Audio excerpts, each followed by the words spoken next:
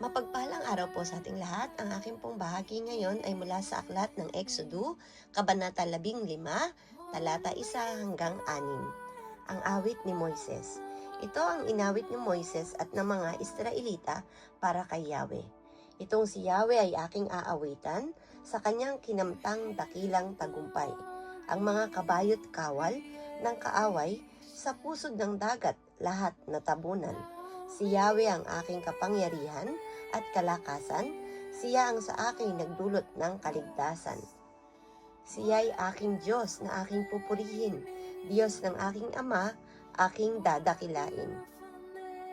Siya'y isang mandirigma, Yahweh ang kanyang pangalan, mga karawahit kawal ni Paraon, sa dagat ay kanyang itinapon. Sa dagat na pula, nailibing mga pinunong Ehipsyo na pawang magagaling.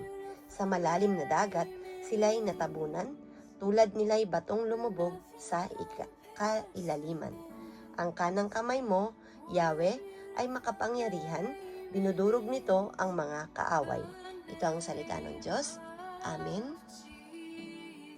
Mapagpalang araw po sa ating lahat. Narito po ang aking daily devotion sa Book of Exodus chapter 15, verse 7 to 12. Sa dakila mong tagumpay, nilulupig ang kaaway. Sa matinding init ng iyong puot, para silang dayaming tinutupok. Nang hipan mo ang dagat, tubig ay tumaas, parang pader na tumayo, kailan may tumigas. Iwika ng kaaway, hahabulin ko sila't huhulihin. Kayamanan nila'y aking sasamsamin. At sa tabak kong hawak sila'y lilipunin. Ngunit sa isang hinga mo, Yahweh, sila'y nangalunod. Parang tinggang sa lalim na tubig ay nagsilubog. Ikaw, Yahweh, sino sa mga Diyos ang iyong kagaya? Sa kabanalay dakila at kamangha-mangha. Sa mga himala ay di mapantayan. Sa kababalaghan ay di matularan. Nang iyong iunat ang kanan mong kamay, nilamon ng lupa ang aming mga kaaway. Amen po. Isang mapagpalang buhay pong muli sa ating lahat. Muli ko pong ibabahagi sa inyo ang pang-araw-araw kong gawain mula sa salita ng Diyos.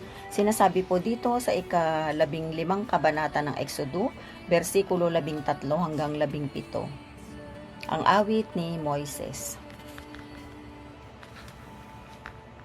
Tapat kang mangako, ang iyong tinubos, iyong inaakay, sa bayan mong banal. Ito'y nabalita at kinatakutan ng maraming bansa. Parang manganganak, mga Filisteo'y natakot na lubha. Pawang nangagimbal ang mga pinunong tagabansang Edom. At nangasindak din ang mga dakilang tauhan ng Moab. Lahat sa kanaay nasiraan ng loob. Lahat sa kanila'y sinidlan ng takot dahil sa taglay mo na di birong lakas. Sila'y parang batong di makakilos hanggang makaraan. O dakilang Yahweh, yaong iyong bayan, makaraang lahat ang iyong tauhan. Sila'y dadalhin mo sa pinili mong bundok, sa lugar na itinangi mo para maging iyong lubos, at sa sangtuaryong natayo ayon sa iyong kaloob.